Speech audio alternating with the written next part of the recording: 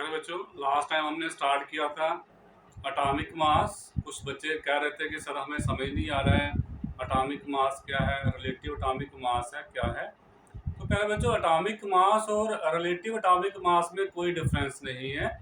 Simplest जो meaning है atomic mass का वो क्या है कि किसी एलिमेंट का जो एक एटम है उसका एक्चुअल एटॉमिक मास क्या है। तो एलिमेंट के एक एटम का जो मास होता है उसको हम क्या बोलते हैं, एटॉमिक मास बोलते हैं। पर प्रॉब्लम अब यहाँ पे ये है कि जो एलिमेंट का एटम होता है वो इतना स्मॉल होता है, साइज में इतना छोटा है, आप उसको देख तक नहीं पाते हैं। तो आप उसको कैसे पकड़ के उसका मास कैसे फाइंड करेंगे, अब ये प्रॉब्लम आ रही थी। बट प्रॉब्लम को सॉल्व करना ही साइंस है। तो इस प्रॉब्लम को कैसे सॉल्व किया गया, वो जो मैंने आपको लास्ट टाइम एवोगैड्रो हाइपोथेसिस करवाया था उसका लॉजिक वहाँ पे अप्लाई किया कि हम एक एटम को नहीं पकड़ पाते हैं, पर हम क्या कर सकते हैं, कोई गैस ले सकते हैं, दो गैसेस जिनकी हम वॉल्यूम ले सकते हैं। तो वॉल्यूम की रेशो निकाल लें, बेसिकली वो रेशो एटम्स की ही आ जाएगी। क्यों आएगी? क्योंकि एवोगैड्रो ने कहा, एवोगैड्रो से पहले हाइपोथेसिस जो था वर्जिलियस, उसने कहा कि equal volumes of all gases contain equal number of atoms. तो बेसिकली वो रेशो हमें किसकी रेशो मिल रही थी, वो हमें मिल रही थी एटम्स की। जैसे मैंने आपको वहाँ पे बताया कि अगर हम 1 लीटर ऑक्सीजन ले लें और 1 लीटर हाइड्रोजन ले लें तो दोनों के नंबर ऑफ एटम्स क्या होंगे, सेम होंगे। तो volume of oxygen divided by volume of hydrogen, जो है वॉल्यूम तो हम मेजर कर सकते हैं, 10 लीटर ले ली, 20 लीटर ले ली, 40 लीटर ले ली, वो हम मेजर कर सकते हैं। वहाँ पे हमें कोई प्रॉब्लम नहीं है, इशू नहीं है वहाँ पे। तो हमने क्या किया, इक्वल वॉल्यूम ले ली, हाइड्रोजन की ऑक्सीजन की, तो ऑक्सीजन की वॉल्यूम डिवाइडेड बाय हाइड्रोजन की वॉल्यूम की, तो वो रेशो हमेशा क्या आ रही थी, 16:1 आ रही थी। इसका मीनिंग ये हुआ कि जो हाइड्रोजन के मुकाबले में ऑक्सीजन का जो एक एटम है वो 16 गुना ज़्यादा हैवियर है। तो हमें अभी भी हाइड्रोजन का, जहाँ ऑक्सीजन का एक्चुअल मास नहीं पता चला। हम क्या करके चल रहे हैं, जो भी मास है हाइड्रोजन का उसके मुकाबले में ऑक्सीजन का मास जो है वो 16 टाइम्स ज़्यादा होगा। इसलिए रिलेटिव बोल रहे हैं, हम रिलेट कर रहे हैं, अगर हाइड्रोजन का इतना होगा तब ऑक्सीजन का इतना होगा। तो इसलिए हम एटॉमिक मास की बजाय क्या वर्ड यूज़ करते हैं, रिलेटिव एटॉमिक मास यूज़ करते हैं। एक्चुअल मीनिंग एटॉमिक मास का क्या है, सिंगल एटम का जो मास होता है उसको हम क्या बोलते हैं, एटॉमिक मास बोलते हैं। बट अब यहाँ पे भी जो इशू क्या था, कि हम स्टैंडर्ड किसको रखें, हाइड्रोजन को रखें, ऑक्सीजन को रखें। ऑक्सीजन भी जो है सिंगल फॉर्म में नहीं एग्जिस्ट करता है, ऑक्सीजन के भी आइसोटोप होते हैं। ऑक्सीजन का 16 वाला भी है, 17 वाला भी है। इसी तरह से हाइड्रोजन के भी 3 आइसोटोप हैं, 1, 2, 3 वाला। तो वहाँ पे जो प्रॉब्लम हमें आ रही थी, वो ये प्रॉब्लम आ रही थी कि इनमें जो मेजर आइसोटोप है, जैसे हमने रेफरेंस लिया हुआ है कार्बन का, कार्बन 12 को हम रेफरेंस लेके चलते हैं कि किसी भी एलिमेंट का जो एटॉमिक मास है, यानी कि उसके एटम का मास जो होता है वो क्या होता है कि वो कितने गुना, कितने टाइम्स हैवियर है, किससे, 1/12 of mass of an atom of carbon 12। हम ये लेके चलते हैं कोई भी एलिमेंट है उसका जो एटॉमिक मास है, एक्चुअली क्या लिया गया है, वो लिया गया है कि उस एलिमेंट का एक एटम कितने टाइम्स हैवियर है, किससे, 1/12 इंटू कार्बन का एक एटम का जो मास है वो लेना है, उसका 1/12 लेना है। वो कोई वैल्यू आएगी 1/12 into mass of an atom of carbon, कुछ हम आएगा। तो उसके मुकाबले में किसी एलिमेंट का एक एटम कितने टाइम्स हैवियर है उसको हम क्या बोलते हैं, उसका एटॉमिक मास बोलते हैं। बट लेमैन की लैंग्वेज में एटॉमिक मास क्या होता है, किसी भी एलिमेंट के एक एटम का एटॉमिक मास होता है। तो जब हम हाइड्रोजन का मास 1 लेके चल रहे हैं, डज नॉट मीन दैट उसका मास एक्चुअल मास 1 है। हम रिलेटिव मास ले जाएंगे, कार्बन के 1/12 इंटू 1 एटम ऑफ कार्बन के मुकाबले में हाइड्रोजन एक टाइम हैवियर है। अगर हाइड्रोजन का एक है तो कार्बन का क्या होगा, 12 होगा, क्योंकि 1/12 इंटू 12 ही 1 आएगा। तो 12 टाइम्स जो होगा कार्बन का जो एटम है वो हाइड्रोजन से 12 टाइम्स हैवियर है।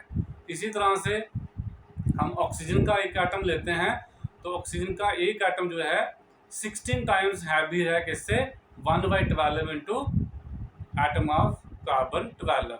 इसी तरह से हम सोडियम की एग्जांपल लेते हैं, उसका एटॉमिक मास है 23। इसका क्या मतलब है कि सोडियम का जो एक एटम है वो 23 गुना ज़्यादा है किससे, 1/12 into mass of an atom of carbon, जिसका मास हमने क्या रखा हुआ है 12 वाला आइसोटोप जो है।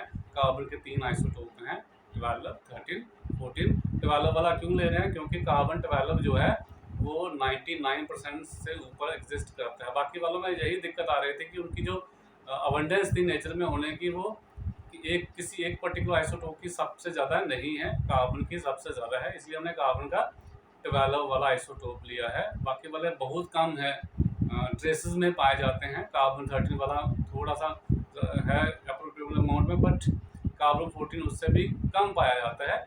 तो एटॉमिक मास को लेके इतना बड़ा इशू नहीं बनाना है। एटॉमिक मास सिंपल आप याद रखिए कि किसी एलिमेंट का एक एटम कितने टाइम्स हैवियर है, 1/12 into mass of an atom of carbon. कौन सा कार्बन, जिसका मास हमने क्या लिया हुआ है 12, यानी कि 12 वाला जो आइसोटोप है उसका लेना है। अगेन मैं रिपीट कर रहा हूँ, एटॉमिक मास की जब आपको डेफिनेशन आएगी जिसका आपने लिखना है, it means how many times an atom of an element, जिसका आप निकालने जा रहे हो उस एलिमेंट का atom how many times is heavier, ज़्यादा हैवियर है किससे, 1/12 into N atom of carbon 12, कि कार्बन के एक एटम के मुकाबले में दूसरे एलिमेंट का एटम कितने टाइम्स हैवियर है। बट कार्बन का एक एलिमेंट क्या क्या लेना है, एक एटम का क्या लेना है 1/12 लेना है, ये याद रखना है।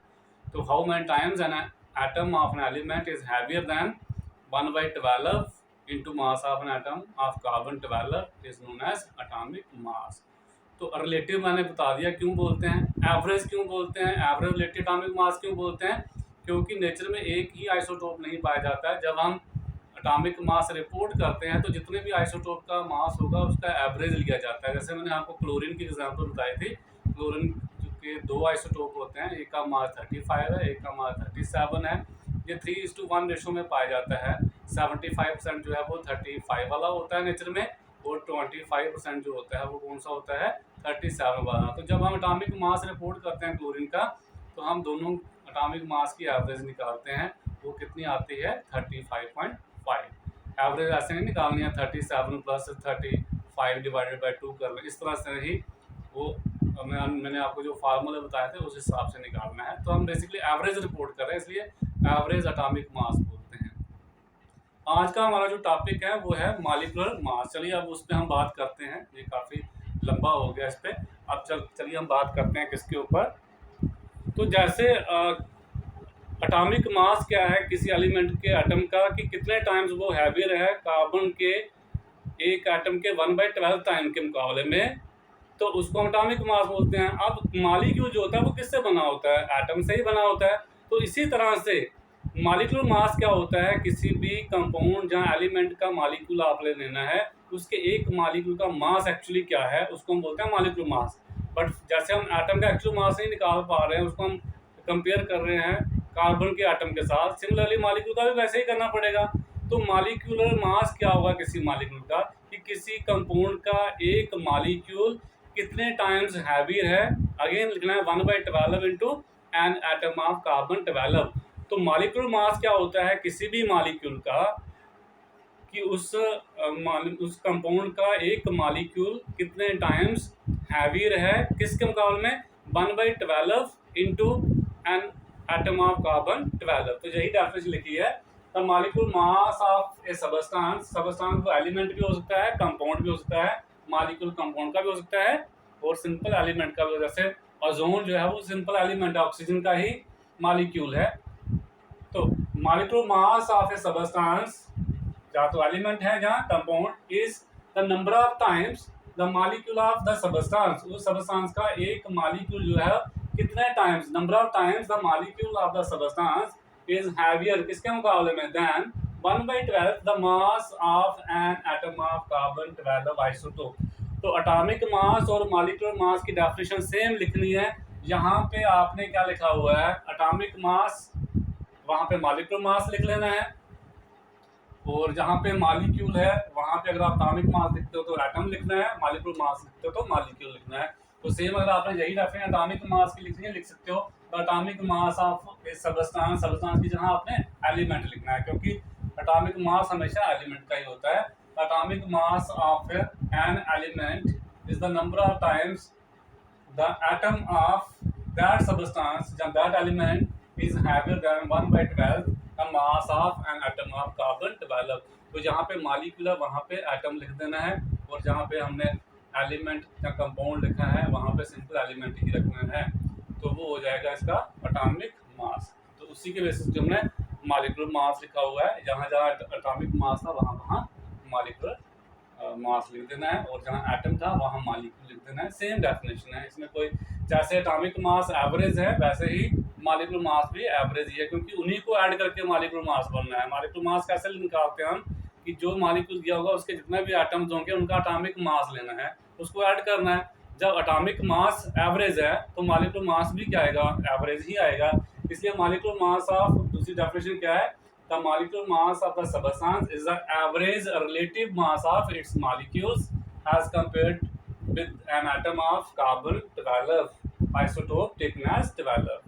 तो इसी तरह से ये भी रिलेटिव मास ही है, क्योंकि एटम का मास रिलेटिव है, उन्हीं को ऐड करके हम मॉलिक्यूलर मास निकाल रहे हैं, तो इसलिए मॉलिक्यूलर मास भी क्या हुआ, रिलेटिव। इसको भी रिलेट कर रहे हैं कार्बन 12 के एक एटम के मुकाबले में किसी कंपाउंड का मॉलिक्यूल कितने टाइम्स हैवियर होगा, तो उसी को हम क्या बोलते हैं, मॉलिक्यूलर मास। मॉलिक्यूलर मास कैसे निकाला जाता है, जो भी मॉलिक्यूल दिया होगा उसमें जितने भी एलिमेंट्स होंगे सभी एलिमेंट्स का एटॉमिक मास ऐड करना है, वो दे देगा आपको मॉलिक्यूलर मास। जैसे molecular mass of water, water का फॉर्म होता है H2O, तो आपने कैसे निकालना है, हाइड्रोजन का मास प्लस ऑक्सीजन का मास। तो हाइड्रोजन कितने हैं, 2 into atomic mass of hydrogen plus atomic mass of oxygen, 2 into hydrogen का एटॉमिक मास लिया जाता है 1, 2 इंटू 1 प्लस ऑक्सीजन का मास 16, 2 प्लस 16 कितना हो गया 18।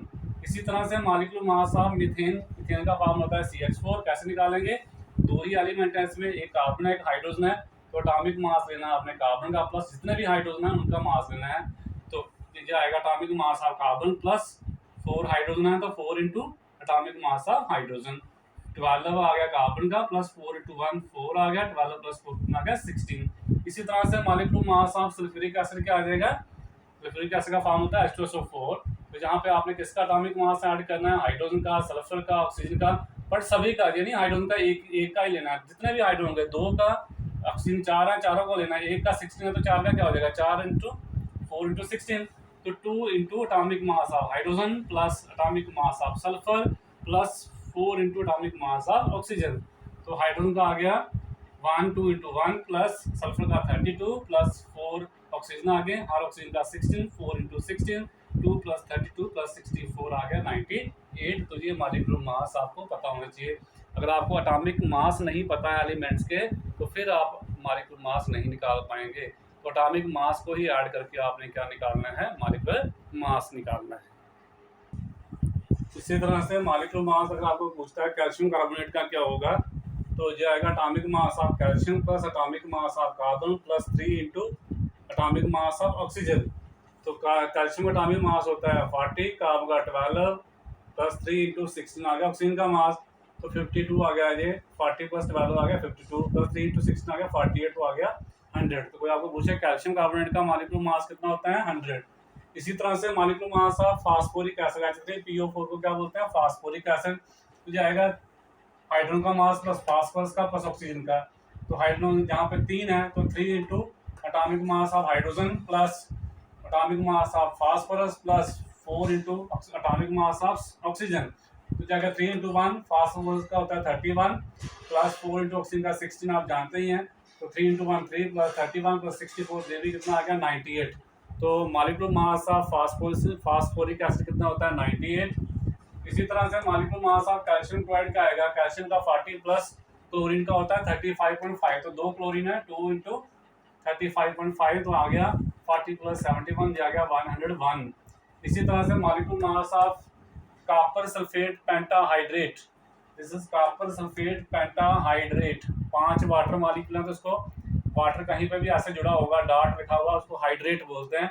तो 5 हैं तो पेंटाहाइड्रेट, 2 होंगे डाईहाइड्रेट, 3 होंगे ट्राईहाइड्रेट, यहाँ पे 5 है तो पेंटाहाइड्रेट। इसका मॉलिक्यूलर मास कैसे निकालेंगे, जितने भी एलिमेंट है सबका एटॉमिक मास ऐड कर दो, तो आएगा कॉपर का प्लस सल्फर का प्लस 4 इंटू ऑक्सीजन का प्लस 5 इंटू हाइड्रोजन का प्लस ऑक्सीजन का।